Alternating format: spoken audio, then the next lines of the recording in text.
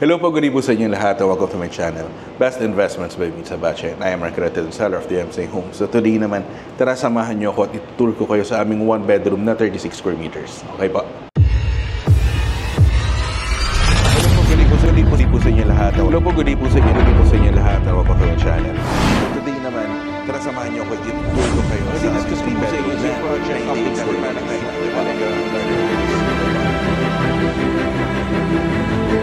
Best Investments by Mitsa Bache, and I am an accredited seller of the MCA Home.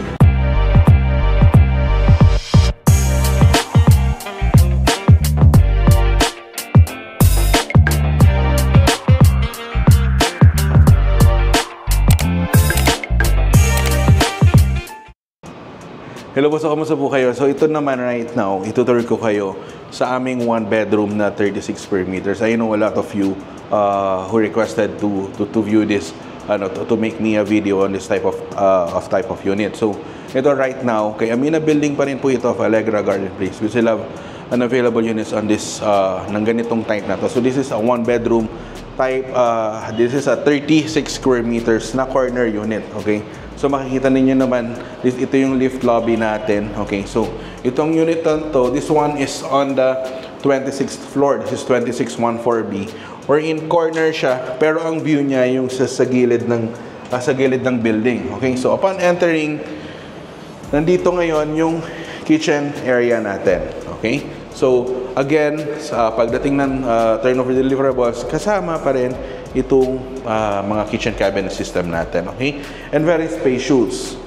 Okay, so dito yung living, yung dining area mo, you may put it here, and then also at the same time, yung entertainment area mo, yung living area mo, pwede dito magkasama na. So, it's really up to you kung paano mo siya i-interior. Tapos, nandito sa right side niya, yung toilet and bath natin. So, malaki rin yung toilet and bath, and that's around 4.80 square meters. Ganon. Maluwag din siya. Okay. What good about this unit? So, mamaya na tayo pumunta dito. Dito muna tayo sa bedroom 1. So, sa bedroom 1, malaki yung bedroom 1 mo. So, ang kagandahan sa mga 1 bedroom unit, may partition siya. On this type of unit, naka-partition, as in talagang closed partition siya, not your typical na 1 bedroom unit na meron lang glass door. Pero dito, as in talagang partition siya. And meron kang own awning window here, na ang view is Ortigas CBD. Yun ang kagandahan nito, di ba? So, napakaganda. Pagising mo, di ba? Mataas yung level mo, floor level mo.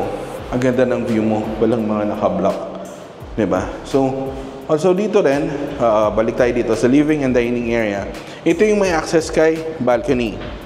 So, ang kagandahan nitong unit na to, so this one is facing towards Ortigas CBD. So, makikita ninyo, nasa side siya ng building ni Amina Building, okay, na meron ka pa rin view pagdating dito. Kasi dito sa side na to, this one is Prisma Residences na eh.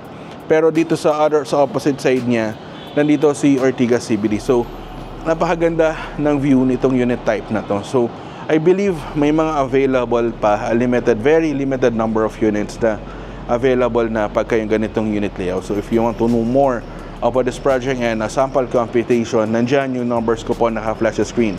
You may contact me anytime through Viber, through WeChat, through Facebook Messenger, through WhatsApp. Pwede tayong mag-schedule ng online presentation via Zoom. And pwede rin tayo mag-schedule ng site viewing. So, pwede ko kayong dalhin dito at ipakita itong actual na unit na ito. Okay?